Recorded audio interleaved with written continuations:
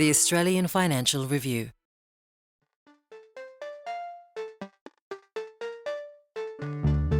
You can achieve anything you want as long as you don't care who gets the credit for it. If you're really trying to create value from something, it shouldn't matter whose idea it is, as long as it's creating value. Good leaders will always understand that the best ideas are generated through collaboration.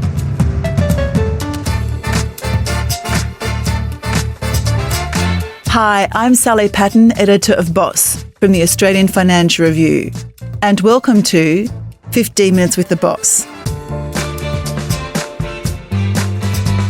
a podcast about success and failure and everything in between. And along the way, we're hoping to get some really great advice for our listeners. My guest today is Arnie Selvarajah, the co-chief executive of Bell Financial Group. Hi Arnie, how are you? Good, thank you. Thanks for having me. Now, Arnie, as I said, you're the co-CEO of Bell Financial Group, which is a financial services company offering full service and online broking, corporate finance and financial advisory to a range of private and corporate clients, both domestically and internationally. You have over 700 staff serving over 300,000 clients, and you execute and clear more than 125,000 trades a month. My fun fact is that the top stocks that are traded by financial advisors on behalf of their clients over the past 12 months were BHP, Commonwealth Bank and CSL. Now, actually, on that note, Arnie, do you buy and sell a lot of stocks yourself? Yes, I do. So I would say I'm an investor rather than a trader. So I obviously look up my portfolio daily.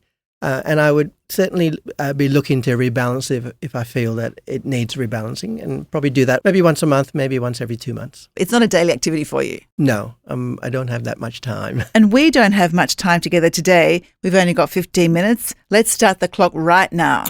My first question is about your morning routine. What time do you get up? What happens? I don't have a standard morning. I have a go to the gym morning, and in those mornings, I'm up about 5:40, get to the gym, then get home, do the dishwasher. That's my job each morning. Have some breakfast. Generally, it's muesli. And then I'm in the car and off to work. Generally get to work around 8-ish if I'm going to the gym beforehand. And what about the non-gym mornings? Non-gym mornings, at the 6 a.m. wake up, and I'm usually in the office a bit after 7. And how many times would you do the gym morning? So I try and get to the gym twice a week, and then one day a week I go to Pilates. So similar routine, but half an hour later. I still play a lot of basketball. I play basketball 3 times a week. So the Pilates is really about keeping my body strong so I can actually continue to play. My next question is about a pivotal moment in your career. Was there a promotion that you were given, a project that you worked on, or something that happened that changed the trajectory of what you were doing? Yes, there was a moment when I was at Bankers Trust. I was part of the team that developed and launched the BT Wrap platform. So can you just tell us what Bankers Trust was? The best way to describe it was the Macquarie Bank before Macquarie Bank. Okay. And it was an investment bank. It was also a very large fund manager, but part of a global business. And a wrap platform is what? A wrap platform is a platform that advisors use to manage their clients' portfolios. And it would include the ability to invest in managed funds or other asset classes, as well as direct equities as well. Okay. So what happened when you launched that platform? I was working for a very smart man at the time. His name was Ron Scott. Prior to that, my career had basically been in finance. I'd been in accounting roles. I'd done a little bit of M&A, done a little bit of strategy. And Ron thought that he could see a part of me that would be very good as a client relationship manager or as a business development manager. So he put me in a role that was effectively my first client contact role. And I really enjoyed that part of the role, and that's kind of led to a whole different pathway for me in my career, which I didn't see in myself. So given that pivot, I think that changed my trajectory into being able to lead a business, because now I understood both the back office and the front office. And that was because this Ron Scott had come across you launching this platform. No, I was working directly for him. It was in a team of people that developed and launched that platform. And I worked directly with Ron around how we would launch it, what it would look like. There were different parts of the business that were being developed over that time within Bankers Trust. it allowed me to take that role and be a little bit more client-facing. What did you like about working with clients? I really enjoy working with people. Working with clients also allowed me to couple that with problem solving. Because in developing those kinds of services for the clients, which we were at the time, it was not necessarily off the shelf. A lot of what we were doing was bespoke.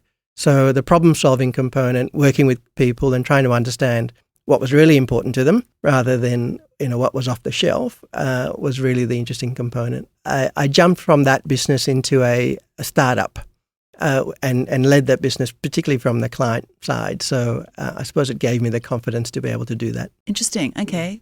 I love that. My next question is about career advice. What's the best piece of career advice you've ever been given? You can achieve anything you want as long as you don't care who gets the credit for it. Do explain. So I think in our normal corporate construct, so much of what we do is about proving your value to your boss or to your shareholders or to your board because it drives your remuneration, right?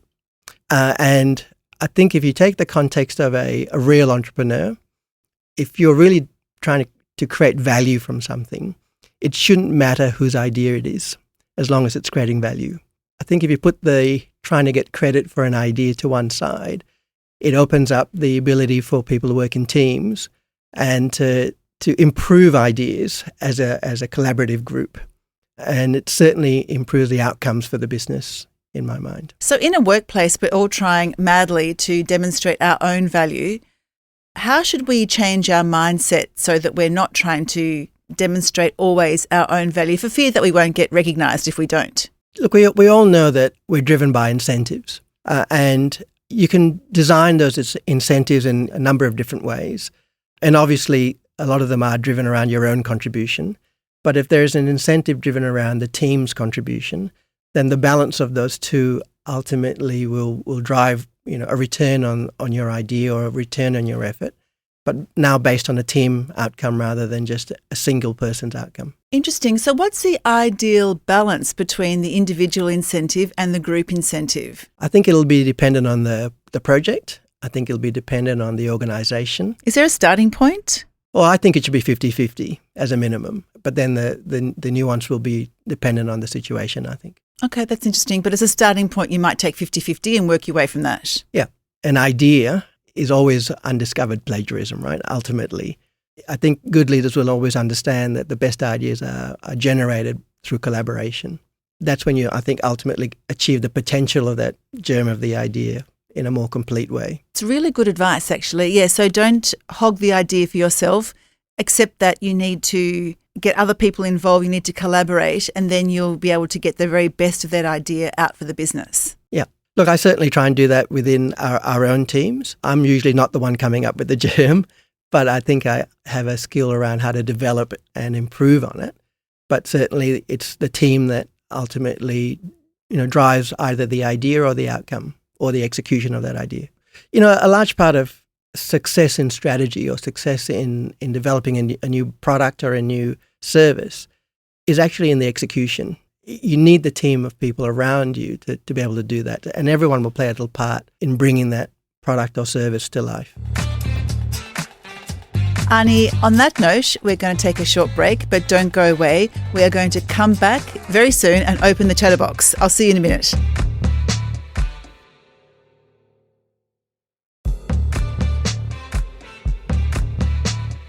Welcome back to 15 Minutes with the Boss. I'm here with Arnie Selvarajah, the Co-Chief Executive of Bell Financial. And now it's time to open the chatterbox.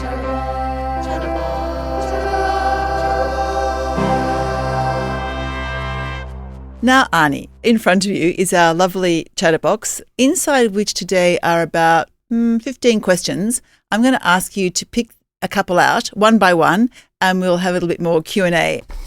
Yes, have a rustle around. Yep. Thank you. If you could swap jobs with someone for a week, who would it be and why? I've, from the age of 4 to the age of 20, I wanted to be a pilot. Mm-hmm. And I was hell-bent on that as a career path. A commercial pilot or fighter jets? Of course, flying jets, at that age. But I still have a little bit of a desire to be able to fly a plane. If I could do that for a month, I would absolutely love to do that. And what attracted you to flying jets when you were young? Just the idea of being up in the air and moving fast? My parents were moving from Malaysia to Canada when I was 3. So, I was on a plane at 3 years old, and I had the opportunity to go in, because you could in those days, go and visit the pilot in the cockpit. Of course. So that as a 3 or 4-year-old, it was an amazing experience, and that, got me in love with being a pilot. Okay. All right. Well, good luck with becoming a pilot for a week. Have another go in the box. There you go. What's the hardest thing about leadership? For me, it's being patient. Nothing goes as fast as I would like it to go. But one of the things I've come to understand about leadership is that leadership isn't effective unless you've got people to lead. Mm. And so the pace at which you can move is always dependent around the people that you're leading. In some instances, you have to learn to be patient and wait for everyone to be ready to come along the journey with you. So for me, that's the hardest part.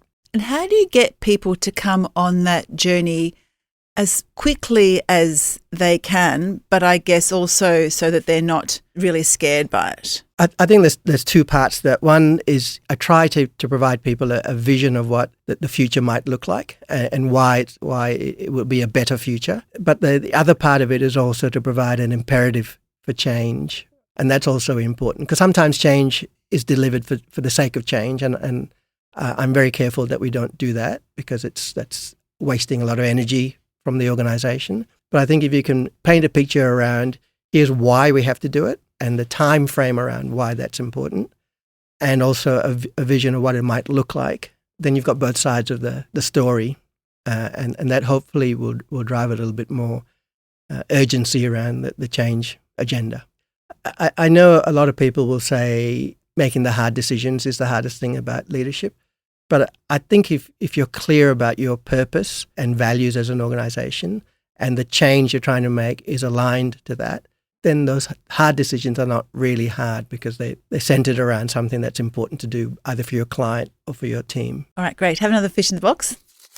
What's the most underrated skill that's helped you in your career? I think listening. Once again, being in a leadership position, people assume that you know the answers. But I've found that usually there's gold to be found if you ask the right questions. And my favourite question is there anything else you think I should know? That has yielded me lots of gold over my career.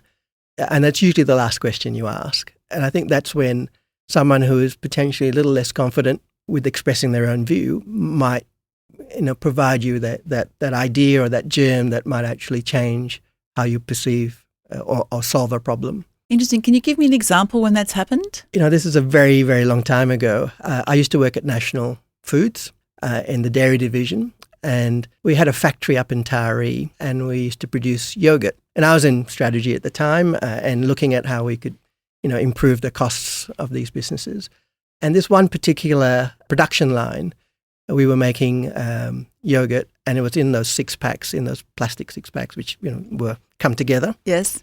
And we had a 20% loss rate on that machine because the machine was cutting off the edge of the yogurt pack.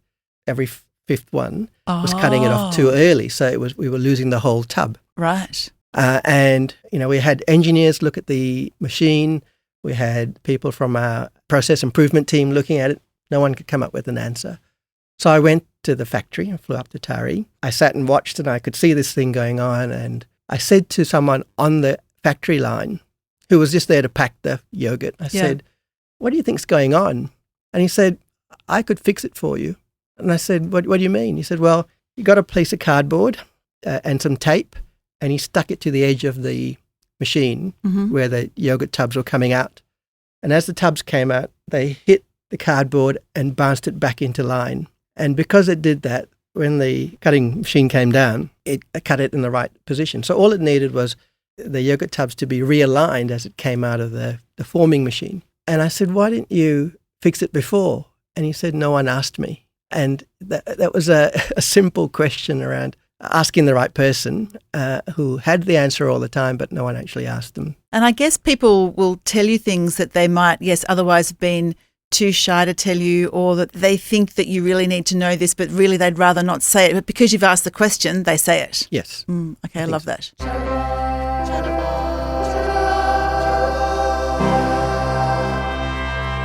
Well done. You have passed with flying colours the Chatterbox section. I now have one question which we ask all our guests, and that is, if you weren't doing your current job, what would you be doing? Yeah, so that's an interesting question because I really love what I'm doing. I love the variability of the financial markets.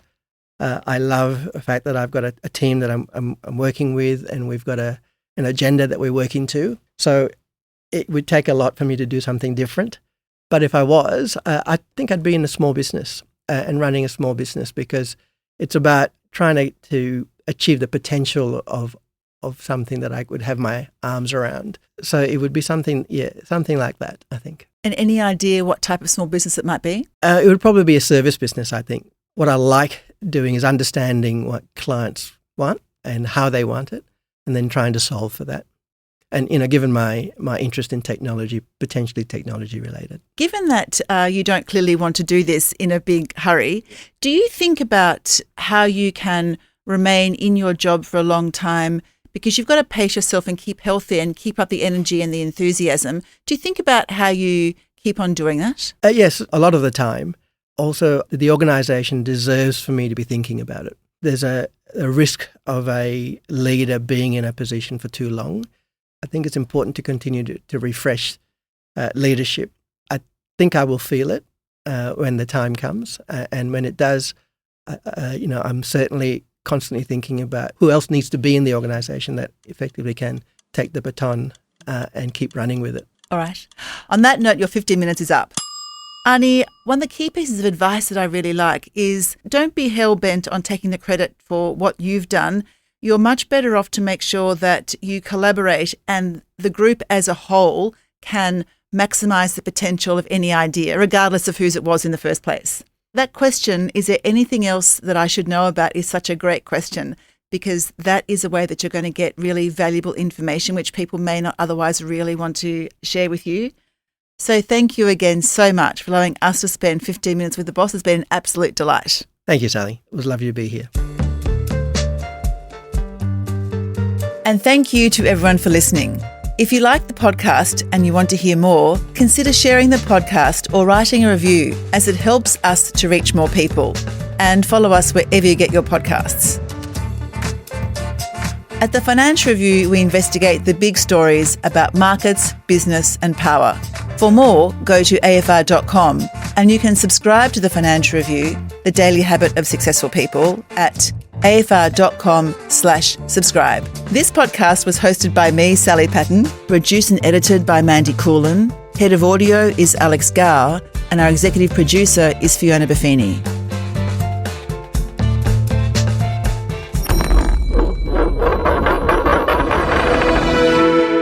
The Australian Financial Review.